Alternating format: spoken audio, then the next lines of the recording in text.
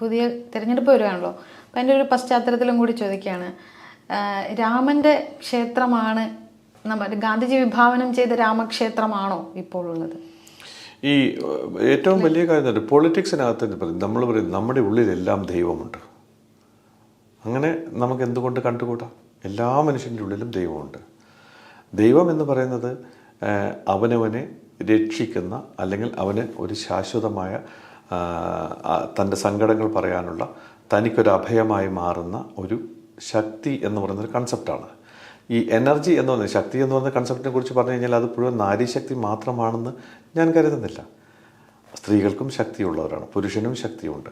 പക്ഷേ നമ്മൾ പറയുന്നത് നമുക്ക് ഈ ടോട്ടൽ യൂണിവേഴ്സിൻ്റെ ഒരു ശക്തിയുണ്ട് എന്നുള്ളതാണ്.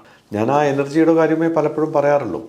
ആ എനർജി ഒരർത്ഥത്തിൽ പറഞ്ഞു കഴിഞ്ഞാൽ മനുഷ്യൻ്റെ ജീവിതത്തിന് ഒരു അഭയമായിട്ട് മാറുന്നുണ്ട്.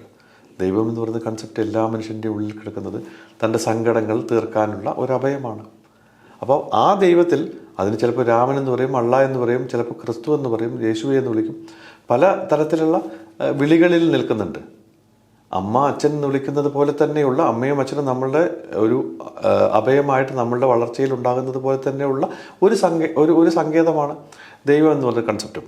അപ്പോൾ അത് രാമനാണോ വിഷ്ണുവാണോ, അല്ലെങ്കിൽ അതിനകത്ത് ഒന്ന് ആലോചിച്ച് നോക്കൂ. നമുക്ക് തന്നെ ഹിന്ദു പുരാണത്തിനകത്ത് എത്രായിരം കോടി ദൈവങ്ങളുണ്ട്.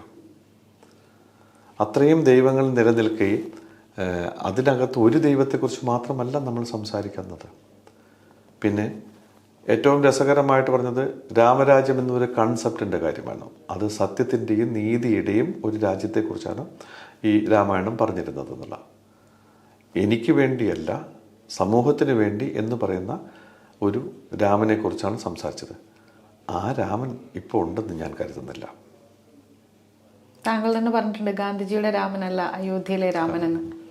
സത്യം. സ്റ്റേറ്റ്മെന്റ് പശ്ചാത്തലത്തിൽ തന്നെയാണ് ഞാനും ചോദിച്ചത്.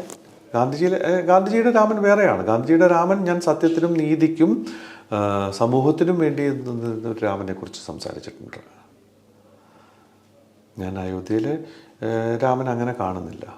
അയോധ്യയിലെ രാമൻ ഇപ്പം നമ്മൾ പറയില്ലേ, എത്രയോ അമ്പലങ്ങളിൽ ക്ഷേത്രങ്ങളിൽ എത്രയോ ദൈവങ്ങളുണ്ട്. എല്ലാ ദൈവങ്ങളും ഇപ്പോൾ നമ്മൾ പറയുന്നത് വളരെ സിമ്പിളായിട്ട് പറഞ്ഞു, ചില ക്ഷേത്രങ്ങളിൽ പോയി കഴിഞ്ഞാൽ എൻ്റെ കാര്യം സാധിച്ചു, അവിടെ ഒരു ശക്തിയുണ്ട് എന്നാണ് പറയുന്നത്. ആ ശക്തി എന്നെ സഹായിച്ചു എന്ന് പറയും. ഞാൻ വലിയ തോതിൽ ആഗ്രഹിച്ച് നടന്ന ഒരു കാര്യം, എനിക്ക് ആ അമ്പലത്തിൽ പോയോ, ഇതേ അമ്പലത്തിലെ ഡയറ്റ് തന്നെയാണ് ചിലപ്പോൾ വേറൊരു സ്ഥലത്ത് ഉണ്ടാവും. അയാൾ അവിടെയൊക്കെ പോയിട്ടാണ് തിരിച്ചു വന്നിട്ടാണ് ഈ അമ്പലത്തിൽ കിട്ടിയത്. ഇത് നമ്മൾ പറയും, അവിടെ ഇരിക്കുന്ന ദൈവത്തിനും ഇവിടെ ഇരിക്കുന്ന ദൈവത്തിനും രണ്ട് വ്യത്യാസങ്ങളുണ്ടോ? എനിക്കങ്ങനെ തോന്നിയിട്ടില്ല. ഞാൻ അതുകൊണ്ടാണ് പറയുന്നത്, ലോകത്തുള്ള ഈ പ്രപഞ്ചത്തിലുള്ള സകല ദൈവങ്ങളും ഒരു ശക്തി തന്നെയാണെന്നുള്ളത്. ഈ തെരഞ്ഞെടുപ്പ് ശക്തിയിൽ നിൽക്കും തോന്നല്ലേ? തെരഞ്ഞെടുപ്പ് ശക്തിയുടെ ഭാഗമായിട്ട് തന്നെയാണ്. കാരണം ആ ശക്തിയെ സത്യത്തിൽ നമ്മൾ ശക്തിയിലേക്ക് തന്നെയാണ് പോകേണ്ടത്, ആ എനർജിയിലേക്ക് തന്നെ പോകണം. സത്യത്തിൻ്റെ എനർജി ഉണ്ടാകുന്നത്. കാരണം നമ്മൾ പറയില്ല, ഒരാൾ 100,000 നുണകൾ നിരന്തരമായിട്ട് ആവർത്തിച്ചു കഴിഞ്ഞാൽ അത് സത്യമായിട്ട് മാറുമെന്നുള്ളതാണ്. പക്ഷേ അപ്പോഴും ഒരാൾ അത് നുണയാണെന്ന് പറയാനുണ്ടാവും. ആ നുണയാണെന്ന് പറയുന്ന ആളാണ് യഥാർത്ഥ ശക്തി എന്ന് ഞാൻ കരുതുന്നു.